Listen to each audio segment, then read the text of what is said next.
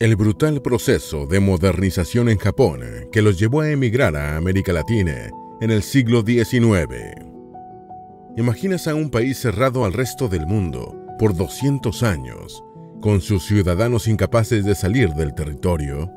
Parece una locura, pero esto ocurrió realmente en el siglo XVII en Japón, siguiendo una política llamada Sakoku, que significa país cerrado. Entre 1639 y 1853, los japoneses tuvieron prohibido salir de su territorio y tampoco podían recibir otras culturas. El fin de este aislamiento llegó de la mano de una flota de buques de guerra estadounidenses, dirigidas por el comodoro Matthew Perry. Su llegada obligó a Japón a ingresar en el mercado internacional de comercio, y aunque mantuvo el aislamiento social, 3 lustros después, llegó un proceso extremo para revertirlo. Conocida como la Restauración Meiji, en nombre del emperador Meiji, quien la incentivó, Japón dio un giro completo a sus políticas y comenzó a fomentar la emigración de su población y la exportación de su cultura alrededor del mundo. Es así como miles de japoneses se han dispersado por el mundo, especialmente en Latinoamérica, la región con más emigrantes japoneses. En este video conoceremos sobre este proceso de emigración que llenó a la región latinoamericana de ciudadanos japoneses.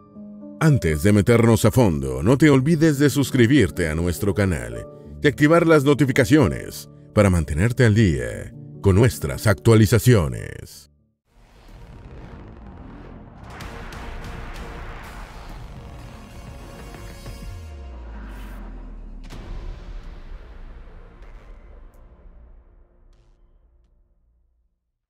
La llegada de la flota estadounidense del comodoro Perry fue una acción violenta, conocida en Japón como la llegada de los barcos negros. Si bien no llegaron con una invasión armada directa, los soldados americanos traían imposiciones. Exigían que Japón se abriera y aceptara el comercio internacional después de 2 siglos de aislamiento. Pudo ser el inicio de una guerra, si no fuera porque los japoneses estaban en una desventaja evidente. Las armas y capacidad bélica de Estados Unidos a mediados del siglo XIX superaba con creces la capacidad del ejército militar japonés. El país asiático todavía mantenía la clase de guerra de los samurái. Aunque muy tradicionales y llenos de honor, los samuráis no tenían posibilidad alguna de ganar el enfrentamiento con Estados Unidos. Así que el gobierno japonés, entonces un shogunato con funcionamiento feudal, tuvo que aceptar las exigencias americanas y firmar un tratado de comercio. La llegada del emperador Meiji. La aceptación del Tratado de Comercio con Estados Unidos abrió el camino para rápidos cambios políticos y administrativos en Japón. Aunque oficialmente la apertura era solamente a nivel comercial, una serie de hechos llevaron al fin del aislamiento también de su población. Los samuráis jóvenes criticaron que el gobierno japonés aceptara las demandas estadounidenses e iniciaron una revolución. Su rebelión tenía como objetivo venerar al emperador y expulsar a los bárbaros. Con un llamado a mantener la tradición, los rebeldes buscaron a la familia real, que vivía en Kioto y no ejercía el poder, el cual estaba realmente en manos del shogunato. Trasladaron al emperador Muchihito, quien tenía 12 años, a Tokio, la capital. El emperador asumió el poder y tomó el nombre Meiji, que significa iluminado, para iniciar su mandato.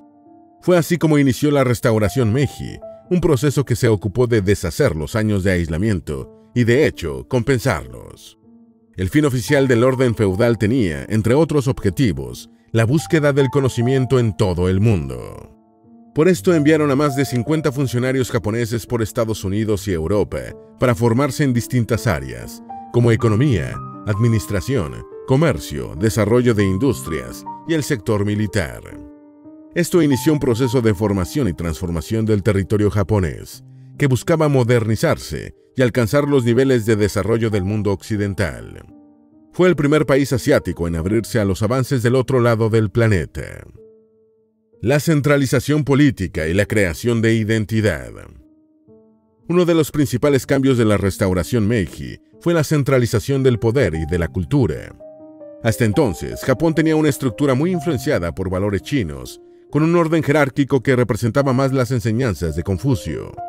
La centralización y modernización sustituyeron los valores tradicionales con ideas más cercanas al mundo occidental. Se incluyeron las ciencias como asignaturas para el sistema educativo público, Se incluyeron clases dedicadas a construir la moral japonesa y el deber de la población para con su emperador. La educación se masificó, lo cual aumentó la cantidad de escuelas disponibles y de estudiantes graduados. Japón se llenó de muchos trabajadores con formación y disponibilidad para contribuir al desarrollo industrial. Además, todos los dialectos fueron sustituidos por un solo idioma nacional, basado en los patrones de conversación de las clases samurái. La unificación del idioma se impuso en todos los sectores, incluyendo educación, negocios y en los medios de comunicación. El cambio de valores fue nacional y unificó a la población bajo una sola identidad que los distinguía del resto de Asia. Cambios militares. Las reformas alcanzaron al sector militar. Como era de esperarse, en un proceso lento, pero sin pausas, la nueva clase dominante se esforzó por acabar con los samurái. Fue una decisión dirigida principalmente por motivos económicos. La clase samurái incluía más de 1.900.000 personas, 10 veces más que la clase privilegiada que tenía Francia durante la época de la Revolución. Cada samurái debía recibir salario, y esto implicaba un gasto que el Estado japonés simplemente no podía seguir pagando. La reforma más importante en el sector militar fue forzar a todos los japoneses a servir al menos 4 años en las Fuerzas Armadas, cuando cumplieran 21 años. De esta forma terminaban con las diferencias entre los samuráis y la población general, que básicamente diferían por su capacidad de tener las armas. Los samuráis intentaron varias rebeliones, pero fueron vencidos por el nuevo ejército imperial japonés, el cual se impuso. Los samuráis terminaron por integrarse en la vida social del país. Estos cambios militares fueron muy importantes y convirtieron a Japón en una verdadera potencia mundial. En 1895, vencieron con amplia ventaja a China en un enfrentamiento por influencia en Corea. 10 años después, Japón se impuso en la guerra ruso-japonesa, venciendo al ejército del zarismo. Esta victoria terminó de poner en un puesto de poder al imperio japonés frente al resto del planeta. La modernidad económica y social. La idea de buscar el conocimiento también contemplaba exportarlo. Los distintos procesos de modernidad de la restauración Meiji promovieron el desplazamiento de población desde el campo hacia las ciudades. Las políticas del imperio japonés cambiaron el país de sistema feudal a una nación con industria desarrollada y economía capitalista. Los cambios ocurrieron demasiado rápido, al punto que el gobierno debió enfrentar la sobrepoblación. Llegaron tantas personas a ciudades como Tokio y Osaka que las autoridades debieron promover la emigración de la población japonesa a otras partes del mundo. La salida de japoneses también implicaba para el gobierno la expansión de la cultura y valores japoneses en otros países. La población aceptó la migración, pues no había suficientes oportunidades ni trabajos para todos. La primera ola migratoria cercana. Los registros señalan que en 1868 fue la primera gran oleada migratoria desde Japón. Casi 150 trabajadores japoneses viajaron desde su país hasta el territorio de Hawái, en el Océano Pacífico, que todavía no era dominado por Estados Unidos. Esta migración fue controlada. Las autoridades de Japón y Hawái, que entonces tenía un rey, firmaron un acuerdo. Hawái necesitaba personal para trabajar en sus campos, especialmente en las plantaciones de azúcar. Los japoneses que llegaron a la isla se dedicaron al campo y eventualmente volvieron a emigrar. Se estima que sus siguientes destinos fueron todos en Estados Unidos, el país que más llamaba la atención de la población japonesa por la relación cultural que habían alcanzado después de la llegada de la flota del oficial Perry. Además, junto con Canadá, Estados Unidos ofrecía buenos salarios en comparación con otros países. Los destinos estadounidenses principales fueron California, Oregon y Washington. Entre 1886 y 1911, los registros señalan la llegada de más de 400.000 japoneses. El gobierno de Estados Unidos impuso limitaciones de entrada a los ciudadanos de Japón, como medida para tratar de evitar la llegada de tantos japoneses migrantes. La llegada a América Latina, Chiapas, México. El cierre de Estados Unidos como destino, debido a las medidas del gobierno, convirtió a América Latina en el destino más buscado por los japoneses. Pero todo inoció de forma muy ordenada, de manera similar a la migración hacia Hawái. Hubo un proyecto oficial en 1897, impulsado por el ex canciller Enomoto Takayaki, que ordenó el traslado de 30 trabajadores a la ciudad mexicana de Chiapas. Takayaki no solo fue canciller para dedicarse a las relaciones con otros países, También creó una oficina especial dentro del Ministerio de Relaciones Exteriores, con el objetivo de buscar territorios a los cuales pudieran enviar más migrantes japoneses. Al dejar el gobierno unos años antes del proyecto con México, Takeaki inició la Asociación de Colonización y Emigración en Japón, manteniendo su labor para buscar más emigración. México no era un territorio desconocido para Takeaki. Como canciller, abrió el primer consulado japonés en América Latina, justamente en territorio mexicano. Además, había firmado un tratado de comercio con ese país. Por eso no debía sorprender que promoviera acuerdos migratorios hacia los Estados Unidos mexicanos. Esto coincidió con que el presidente mexicano Porfirio Díaz buscaba inversiones extranjeras y promovía la recepción de migrantes. Los primeros japoneses que llegaron a Chiapas tenían el plan de trabajar en la producción de café, pero fracasaron. El proyecto compró plantas que no funcionaban para la tierra mexicana y no supieron manejar las condiciones climáticas distintas de la región latinoamericana. Llamado Colonia Enomoto, el plan falló rápidamente y dio pie para el desplazamiento de los japoneses hacia el sur. Pero otros tantos siguieron llegando a México, país que recibió a más de 10.000 migrantes japoneses solo en la primera década del siglo XX. Muchos cruzaron hacia Estados Unidos, pero en México quedó una reducida comunidad nipona. Un pequeño Japón en el sur de América. Los japoneses que se trasladaron hacia el sur del continente encontraron en Perú y Brasil sus principales destinos. Ambos países también definieron contratos migratorios de trabajadores japoneses, pues atravesaban sus propios procesos de modernización y requerían mano de obra para expandir sus industrias.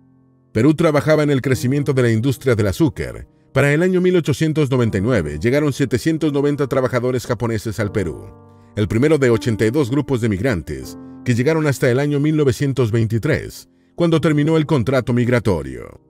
Los grupos siguientes incluyeron también mujeres e hijos, y hasta familias enteras.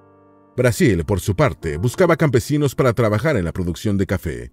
En solo una década, Brasil se convirtió en el principal destino de la migración nipona en América Latina. Se estima que en 1940 habían llegado 241.000 migrantes japoneses a la región, de los cuales 189.000 se asentaron en Brasil. Perú recibió 33.000 migrantes, México 15.000 y Argentina otros 5.000. A estos primeros inmigrantes japoneses se les unió una segunda ola migratoria masiva después de la Segunda Guerra Mundial, cuando Japón recibió los impactos de 2 bombas nucleares y una fuerte crisis posguerra. El fin de la guerra y el papel de Japón forzó a muchos migrantes a quedarse en el exterior. Sus planes de volver después de reunir dinero se hicieron inviables tras el fin de la guerra.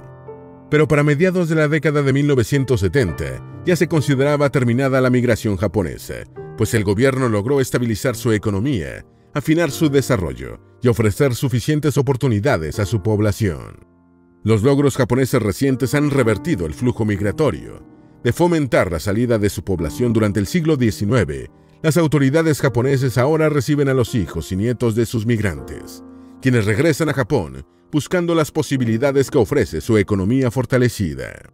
La relación entre la población japonesa y la latinoamericana se mantiene. A pesar de este fenómeno de retorno a Asia, sigue habiendo muchos Nikkei, como se le conoce a la población relacionada con Japón en el Perú. Es común encontrar centros religiosos, culturales y de entretenimiento japonés en casi toda Latinoamérica. Brasil sigue siendo el país con la comunidad japonesa más grande de América Latina. De hecho, en la actualidad, el tercer grupo de migrantes más importante dentro de Japón es justamente brasileño, solo superado por coreanos y chinos. Esperamos que este video te haya sido útil. Si tienes algo que agregar, por favor, compártelo con nosotros en la sección de comentarios. Dale me gusta a este video y envíale el enlace a tus familiares y a tus mejores amigos para que también sepan más del brutal proceso de modernización en Japón que llevó a su población a emigrar a América Latina en el siglo XIX.